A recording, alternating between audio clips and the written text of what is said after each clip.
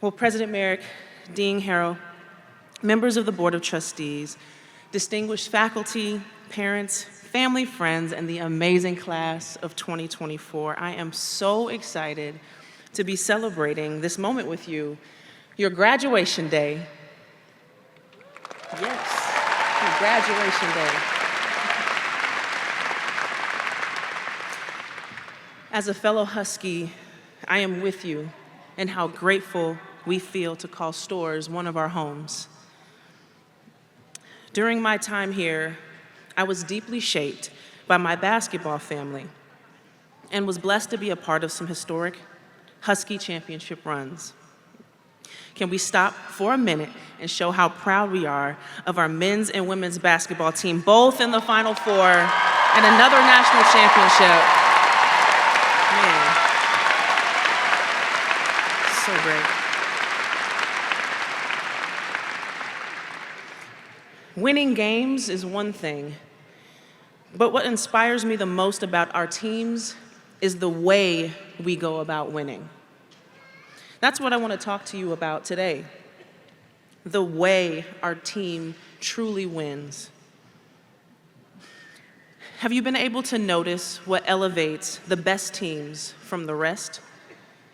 There's a way that they go about playing that makes it clear they won't be broken by anything. No matter what adversity they face during the long season or in the middle of a game, they are connected. You just sense it as you watch. You see it in their body language, in their eyes. They know who they are, they trust each other, and they want the absolute best for their teammates.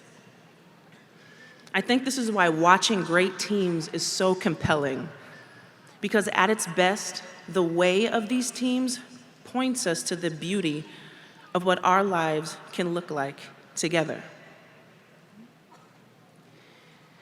To watch a diverse group of people work really hard together to build something great while also bringing out the best in each other, there's no feeling like it.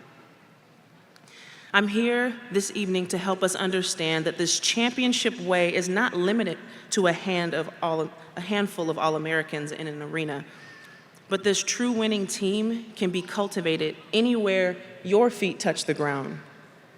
Living on a team is a way of life. When I was 18 years old, the summer before my freshman year here at UConn, I met a man named Jonathan Irons. Jonathan grew up in the metro St. Louis area. He didn't have his parents. He had the wonderful love of his great aunt, who he called Granny. But Jonathan did not have much growing up outside of that love. He was very poor. He jokes a lot that he had to climb up the ladder to get to the poverty line. He was, unfortunately, one of those young men who grew up, got to the middle school age, and being tired of being scared and poor and gets involved in gang life and is living on his own in that lifestyle by the time he was 15. He gets picked up one day, and he has no idea why he's getting picked up by the police. And next thing he knows, he's in an adult prison in the county jail with no idea why. He wouldn't leave prison for another 23 and a half years. He was wrongfully convicted of an armed burglary at the age of 18. And through a prison ministry program, my great uncle met him, saw him, believed him, took interest in his life. And slowly over the years, my extended family fought and fought and fought to advocate for his freedom. I got to meet Jonathan, like I was telling you, my freshman year, and my eyes were open to the mass incarceration problem in our country. Years go on, Jonathan teaches himself law in prison. If we just stop for a second and think about how hard that is. The classes that we took here at a university, but he was teaching himself law inside of a prison. Eventually wrote the draft of his habeas petition that earned his freedom. and in 2020, he was exonerated from prison.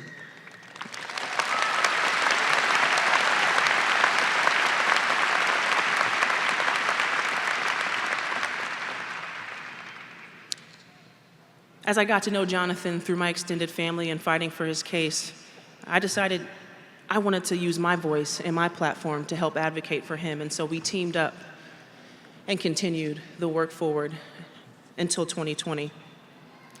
My friendship with Jonathan helped me shift my focus from winning championships with my team on the court to realizing my true team is the community around me, and the real championship is seeing all of us flourish.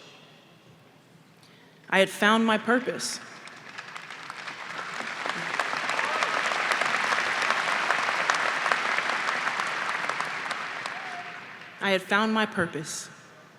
Helping humanity flourish to the best of my ability. So what are some of the challenges in our time that are preventing human flourishing? All of us getting what we need. Here's a handful I want you to chew on. We have a technology-driven isolation and lack of relational skills that would actually help us connect for each other's benefit. So we need to be mindful of this powerful tool that we have, but also making sure that it doesn't lead us to isolation. We have our own fears and insecurities that cause us to put our comfort over the team's needs. Some other challenges are one-sided systems that have created poverty, hunger, homelessness, water crisis, and other injustices. Meeting our basic relational and physical needs are the fundamentals of human flourishing, and we are all still in need of mastering those as a community. I have witnessed firsthand in Jonathan's story that things can change and turn around when the true team of his community came together and we worked to honor his dignity and bring him justice. Now, the idea of living life on a team it's so inspiring, but what does this look like in your life? Here are some practical steps to cultivating a team. So, number one, recognize what communities you are a part of. You guys are not just one thing. There are several aspects to you and your personality and your gifts. So some of you might be involved in sports or whatever your academic major was, but you have other passions of music or art or different injustices that fuel you and you want to see fixed. So figure out what community you're a part of. There's ethnic communities, there's cultural communities. You're a part of different communities. Recognize what communities you're a part of. Number two, find connection with those in your community who aren't just like you. When I was growing up, Jonathan and me, we didn't have the same life. I had a middle-class experience. I was off in the basketball world, traveling and doing different things. But because of that prison ministry connection, my world and his world intersected, and I got to know someone who wasn't just like me. We have different building blocks of connection: attunement, understanding, empathy, playfulness, trust. These are some of those ways we cultivate connection with people who aren't just like us. Number three, figure out how your unique gifts can help meet a need on the team. You have gifts, probably more than one. Figure out how those gifts can help meet the needs of your team. Number four, I love this one. Celebrate your teammates when you see them doing good. I don't know if you guys pay attention during March Madness. If you look at the bench of some of those teams, when you see the bench, especially in the Final Four, when someone on the court does something good, they are going crazy. They're doing dances, they got handshakes. I mean, it's truly entertaining. But that celebratory spirit is what propels the players on the court to keep doing their thing, to keep moving forward in the goal. So I encourage you guys, don't hold back. Celebrate when you see your people doing good. We need that. Every human has dignity and has something to give our team that we need. So don't downplay anyone's gift, because we end up missing out if we don't celebrate and help encourage those gifts. Now that Jonathan is home, we are married, we've got a little boy who's 2 years old and very busy.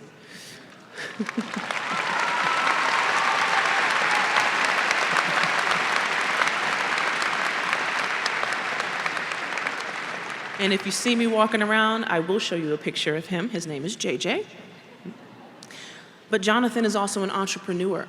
He's a business owner. He's providing jobs to folks who had struggles just like he did. He's a consultant. He works in the justice system in our county. And I just cringe to think that his community, when he was 16, tried to throw him away in a maximum security prison. I can't imagine what our community would not be having if Jonathan wasn't a part of it. And so just remember that as a reminder, no one's gifts are worth throwing away. And then finally, persevere over time. That's how we cultivate community. You have to stick with it. Day one of practice here is not where we are in the championship game, right? It takes seasons, it takes time, weeks, days, hours. You have to put in the work. You have to fight to stay connected, because teams that know how to stay connected through tough calls, poor performances, injuries, and growing pains, they are going to win in the long run. It doesn't feel efficient all the time, but there are no shortcuts to strong relationships. And finally, I want to leave you with a skill to work on as you leave here. And it's focus. We face a unique challenge in our day that we have never had. We have a marketplace that is able to fight for our attention with so much intensity. The technology at our fingertips is an amazing tool, but these tools can also be our biggest distraction from being whole human beings. I think one of the most crucial aspects of being a successful human is our ability to attune and focus on what matters most. After all of my experiences and my journey on and off the court, I'm so convinced that what matters most is the connection we have in our relationships. If you have that connection, that bond, you can make it through any hard thing. It was one of my secret weapons in my approach to my craft and in my relationships, is my ability to focus. Focus in the moment and fighting against distraction as I work towards getting better all season long. May our souls stay sensitive to when we stray off track and try to replace being present with a person by replacing it with a screen. So my final thought: what type of team do you want to be? What type of teammate are you becoming? Wherever your journey takes you next, strive to bring that true winning team way to whatever community you commit to, and you will end up experiencing the joy of living out your purpose. Thank you so much, family.